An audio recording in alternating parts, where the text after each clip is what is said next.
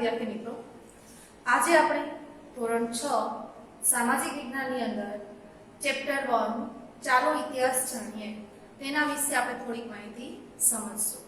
સૌથી પહેલા આપણે એની અંદર પ્રસ્તાવનાની વાત કરીએ તો પ્રસ્તાવનામાં આવશે ઇતિહાસ અને ભૂતકાળની માહિતી।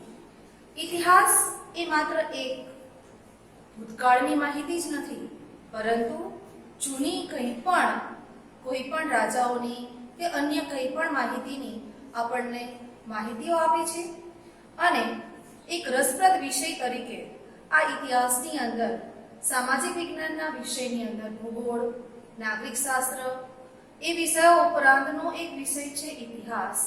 એના માટેની જ માહિતીનું આ એક ચેપ્ટર છે। એના વિશે આપણે સમજીએ તો પહેલા તો આપણે ઇતિહાસને જાણવો હોય તો શું કરશું? તો ભૂતકાળને જાણ્યા વગર વર્તમાન કાળની કોઈ પણ પ્રકારની માહિતી આપણને પ્રાપ્ત થતી જ નથી। જો આપણે ભૂતકાળને જાણીએ નહીં અને વર્તમાન કાળને જ આગળ જોઈએ તો જે જૂનું છે, કેમ છે, શું છે એ કોઈ પણ પ્રકારની આપણને માહિતી પ્રાપ્ત થશે નહીં। જો આ ભૂતકાળની માહિતી જાણવી હોય તો જૂના મકાનો, ઇમારતો, કિલ્લાઓ, સિક્કાઓ, અભિલેખો, પથ્થરો પર કોતરેલા લેખો એના ઉપરથી આપણને એની માહિતી પ્રાપ્ત થાય છે।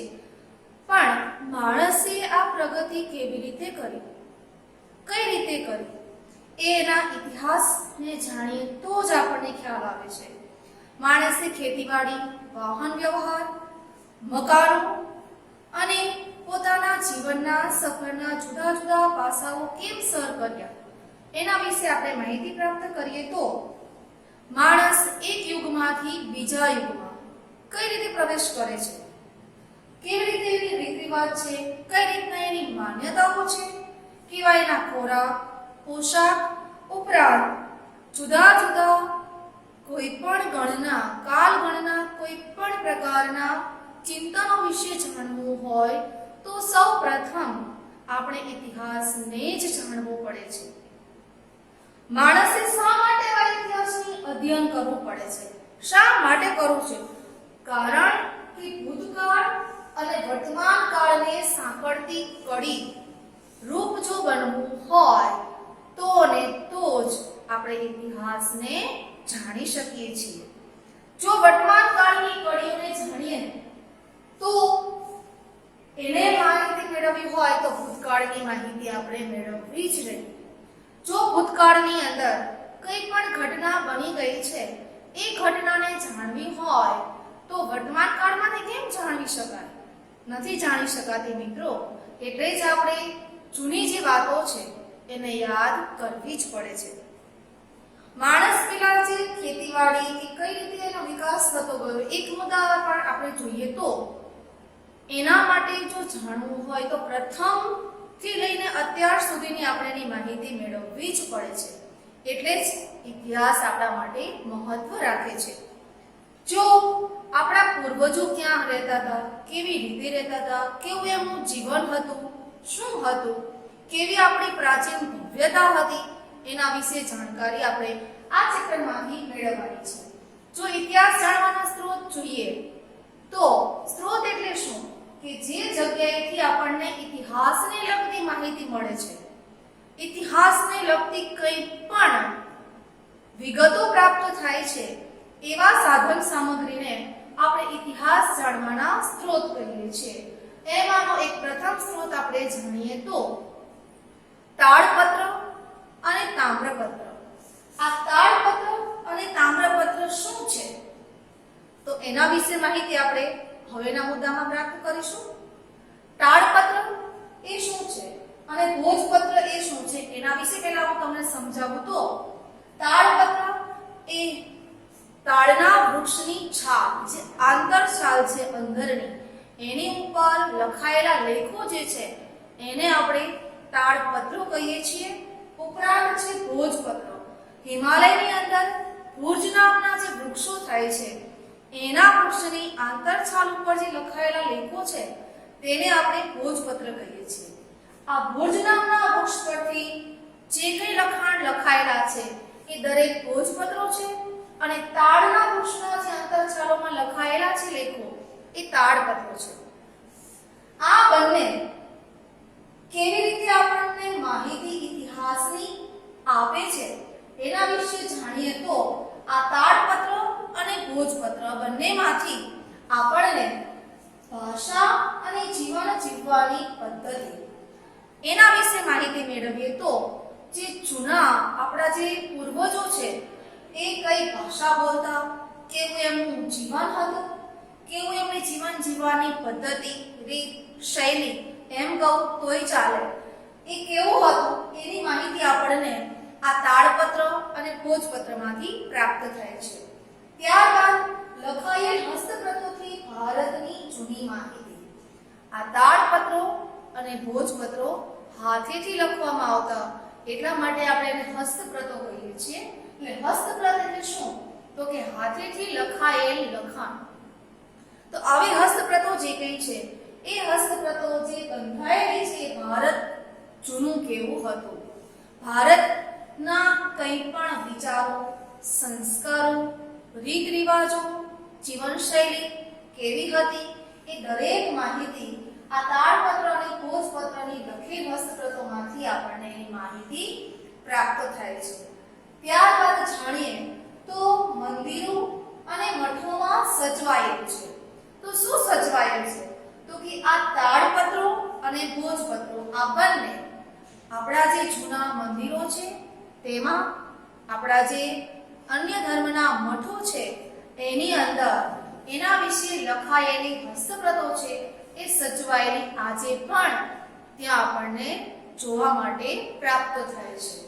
આ મંદિર અને મઠની અંદર જે સચવાયેલ હસ્તપ્રતો છે એ ખૂબ સાચવણી ભરેલી રાખવામાં આવે છે, કારણ કે બહુ જૂનું છે, વૃક્ષની છાલમાંથી બનેલી છે, એટલે એના ઉપર જે કંઈ લખાણ કરવામાં આવેલું છે એ લખાણને ખૂબ સાચવવું પડે છે. એ સચવાયેલ જો હોય તો જ આપણને એના અંદર લખેલી માહિતી છે મળે છે. નહીંતર જો એના અંદર જો કોઈ પણ જીવાણુ પડે અને એ નષ્ટ થાય તો આપણને કોઈ માહિતી પ્રાપ્ત થતી નથી. એટલા માટે એને જૂના મંદિરો અને મઠોમાં સચવાયેલી છે. આ તાડપત્ર અને ભોજપત્રમાં લખાયેલી જે હસ્તપ્રતો છે કઈ ભાષામાં લખાયેલી હશે એવી જાણવાની આપણને જિજ્ઞાસા થતી હશે. પણ આ ભાષાઓ જોઈએ તો સૌથી પ્રથમ તો જાણીએ તો સંસ્કૃત ભાષામાં, પ્રાકૃત ભાષામાં, તમિલ ભાષામાં કે બીજી કોઈ અન્ય ભાષાઓમાં પણ આવી હસ્તપ્રતો આપણને પ્રાપ્ત થાય છે. એ જ ભાષાઓની લિપિઓમાં આ લખાણ લખાયેલા છે અને એ લખાણ લખાયેલા છે એને જાણવા હોય તો આપણે જરૂરથી આ ભાષાઓ જાણવી જ પડે છે. એટલે તો સંસ્કૃત ભાષાને પણ જાણવી પડે છે, તમિલ એ અન્ય રાજ્યોની અંદર પણ આપણે જાણીએ છીએ, પરંતુ સંસ્કૃત તો આપણી પાસે અત્યારે હાલમાં પણ જાણવાની ભાષા છે જ, એટલે એના દ્વારા પણ આપણને એની માહિતી સરળતાથી પ્રાપ્ત થઈ શકે છે. આ તાડપત્ર અને ભોજપત્રમાં લખાયેલા લખાણો કેવા છે, શું છે, એની અંદર શું હશે એવું પણ આપણને જાણવાની ઈચ્છા થતી હોય તો આ તાડપત્ર અને ભોજપત્રની અંદર જે લખાયેલા લખાણો છે એના જો વિગતો જોઈએ તો એમાં કવિતાઓ લખાયેલી છે, જૂની વાર્તાઓ લખાયેલી છે, મહાકાવ્યો પણ લખાયેલા છે. આ દરેક ભાષામાં લખાયેલા જે કંઈ નાટકો હોય, કાવ્યો હોય, વાર્તા હોય કે મહાકાવ્ય હોય એની અંદર લખાયેલા લખાણને જાણવું હોય તો એ લખાયેલ ભાષાને પ્રથમ આપણે જાણવી જ પડે છે. એ જાણીએ તો ને તો જ આ તાડપત્ર અને ભોજપત્ર આપણને ઇતિહાસની માહિતી પ્રાપ્ત કરાવે છે. માટે આપણે અન્ય ભાષાઓ પણ જાણવી જરૂરી છે. માતૃભાષા તો આપણે જાણીએ જ છીએ, આપણી રાજભાષા હિન્દીને પણ જાણીએ છીએ, ઇન્ટરનેશનલ ભાષા ઇંગ્લિશને પણ જાણીએ છીએ, પરંતુ આપણી જે સંસ્કૃતિની મૂળ ભાષા છે સંસ્કૃત એ અને બીજી આપણી અન્ય ભાષાઓ છે એને પણ જાણવી જરૂરી છે. ભલે આપણે એનું થોડું ઘણું જ્ઞાન પ્રાપ્ત હોય પણ જૂનું કંઈ પણ જાણવું હશે તો તમારે સંસ્કૃતનો અભ્યાસ કરવો રહ્યો અને કરવો જ રહ્યો. જો એ જાણશું તો ને તો જ આપણને ઇતિહાસના જે લખાણો છે એની માહિતી મળશે. આ લખાણો લખાયા, કાવ્યો લખાયા, મહાકાવ્યો લખાયા કે નાટકો લખાયા કે વાર્તાઓ લખાયા એના વિશેની જે કઈ માહિતીઓ છે તેની અંદર શું છે, ખરેખર એમાંથી આપણને શું મળશે એવી જો જોઈએ તો કે ધાર્મિક રીત રિવાજો, આપણા જે પૂર્વજો છે એ કયા ધર્મના કેવા રીત રિવાજો, કેવી રીતે એમના ધર્મની ઉજવણી કરતા હશે, એ દરેકની માહિતી એની અંદર લખાયેલા લેખો છે એમાંથી મળે છે. એની સામાજિક માન્યતાઓ. સામાજિક માન્યતાઓ એટલે શું? તો કે સમાજની અંદર રૂઢિગત પરંપરાઓ, સમાજના જે રિવાજો છે એ કેવા હશે, લોકો કઈ કઈ માન્યતાઓ, કયા કયા મતને અનુસરીને પોતાનું જીવન જીવતા હશે, એની માહિતી આપણને આ હસ્તપ્રતોમાંથી પ્રાપ્ત થાય છે. અને એ સમયે રાજાશાહી ચાલતી. અત્યારે આપણે તો લોકશાહી ચાલે છે, એટલે લોકોનું રાજ્ય ચાલે છે.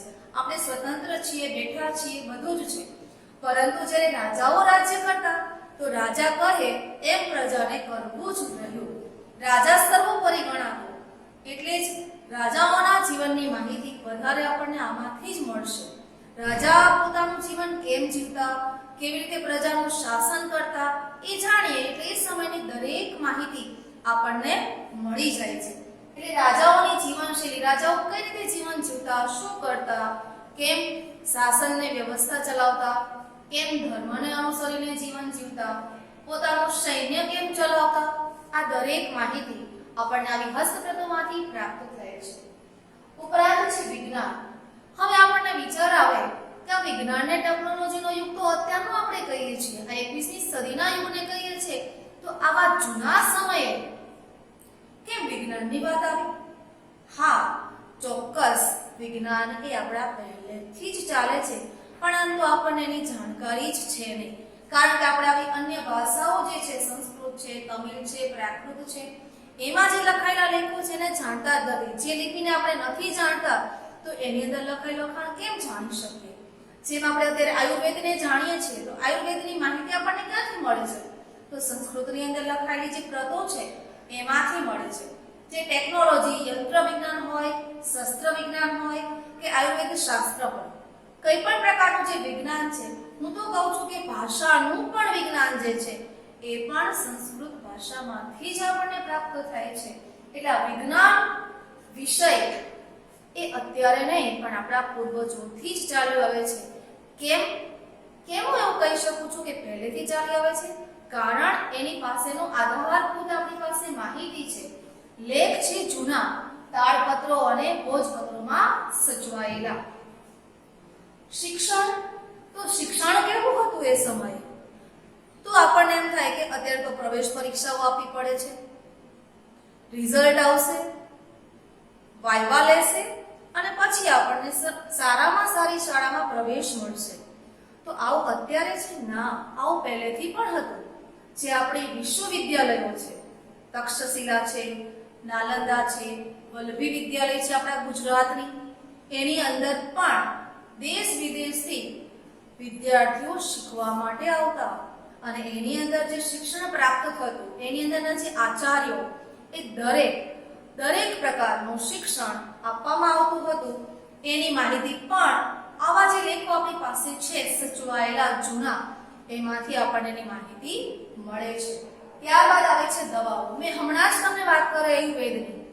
આપણે ઘરની અંદર, રસોડાની અંદરની કોઈ પણ નાનામાં નાના મસાલાઓ આપણે લઈએ છીએ તો એ મસાલાઓ, માની લો કે હળદર, તમને કંઈ વાગ્યું છે તો તમે લગાવવા માટે એનો ઉપયોગ કરશો. દુખાવો થયો, મીઠાનો, દાંતમાં દુખાવો થાય છે, લવિંગ રાખો છો. આવી જૂની જે કે દવાઓ છે, આપણે દાદીમાનું વૈદ્ય એવું જાણીએ છે. તો એ બધું કેમ પહેલેથી ચાલતું આવ્યું છે અને આપણે અત્યારે હાલમાં ઉપયોગમાં લઈએ છીએ. પરંતુ અન્ય બીજી પણ ઔષધિઓ છે, હિમાલયના જંગલોમાં, આપણા ગિરનારના જંગલોમાં કે બીજી કોઈ વનસ્પતિઓના મૂળની અંદર સચવાયેલા જે કંઈ છે, એ દરેક વસ્તુનો આપણે દવાઓ તરીકે ઉપયોગ કરીએ છીએ. આપણા જૂના જે ગ્રંથો છે એની અંદર પણ લખાયેલું છે કે વિશ્વની અંદર એક પણ વનસ્પતિનું મૂળ એવું નથી કે જે ઔષધ ન હોય. એટલે કોઈક ને કોઈક વનસ્પતિ કંઈક ને કંઈક દવાના ઉપચારમાં આવતી જ હોય છે. એને લગતું જ્ઞાન પણ આવી જૂની હસ્તપ્રતોની અંદરથી આપણને પ્રાપ્ત થાય છે. પ્રાણીઓ વિશે, એ સમયે કેવા પ્રાણીઓ હશે, એ પ્રાણીઓને કેમ ચલાવાતા હશે, કેવી રીતે પ્રાણીઓને રાજાઓ રાખતા હશે, એના વિશેની માહિતીઓ પણ આવા તાડપત્રો અને ભોજપત્રોના લખાયેલા જે હસ્તપ્રતો છે એમાંથી મળે છે.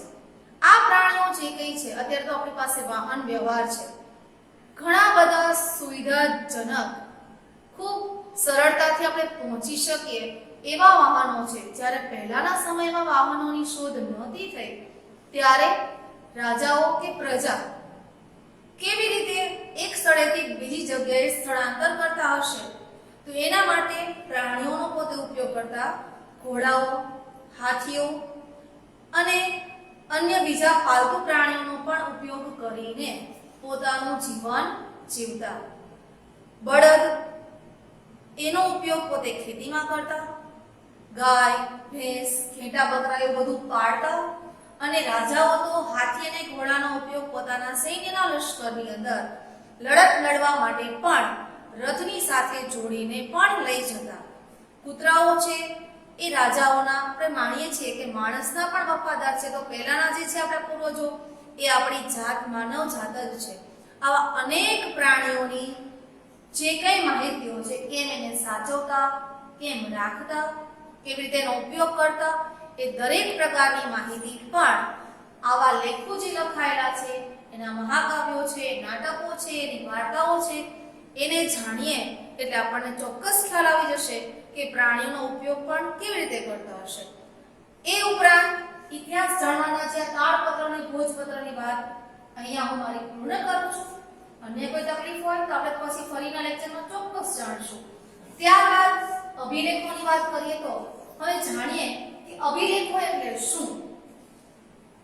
અભિલેખ એટલે નામ તો પહેલી વાર સાંભળ્યું હે ને, કારણ કે 5મા ધોરણમાં તો આપણે બહુ જ નાના મસ્ત મજાના ખૂબ હરતા રમતા શીખતા, પરંતુ અહીંયા તો આપણે હવે નવો વિષય જાણવાનો છે તો નવા નવા શબ્દો પણ જાણવા જ રહ્યા.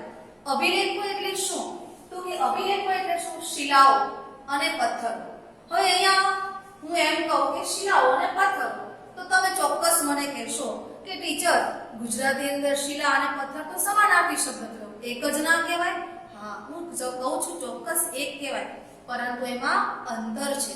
શિલાઓ એટલે બહુ જ મોટો પથ્થર કે જે સામાન્ય થોડાક માણસોથી પણ ઉંચકી શકાતા નથી, અને પથ્થરો નાના મોટા હોય છે જે સામાન્ય 1 કે 2 કે એનાથી 10 વ્યક્તિઓ પણ એને ઉંચકીને લઈ શકાય છે એવા છે. તો કે શિલાઓ અને પથ્થરો ઉપર કોતરીને જે લેખન કરવામાં આવે છે એવા કારીગરો એ સમયે હતા કે જે પોતાના ટાંકણા વડે લેખન કરતા, પથ્થરો ઉપર કોતરતા, અને એ માહિતી આજ સુધી આપણને પ્રાપ્ત થાય છે. એ અભિલેખોની અંદર બીજી પણ વિગત આવે છે, ધાતુ પર પણ લેખ. એનો અર્થ કે તાંબાની ધાતુ એ સમયે જ્યારે શોધાણી ત્યારે તામ્રપત્ર ઉપર લખવામાં આવતું, એ તામ્રપત્રને પણ અભિલેખમાં હવે સમાવેશ કરવામાં આવ્યો છે. આ ધાતુ ઉપર લખાયેલા લેખ છે એ લેખોનો સમાવેશ પણ અભિલેખમાં કરવામાં આવતો. ક્યારેક તો સોનાના પતરા ઉપર, ચાંદીના પતરા ઉપર પણ રાજાઓ લેખ કરીને પોતાના મંત્રીગણ અથવા તો પોતાના સરસેનાપતિને એમનો રાજમુદ્રાનો જે સિક્કો છે એ પણ આપતા. આ અભિલેખો છે એ શું કરે છે?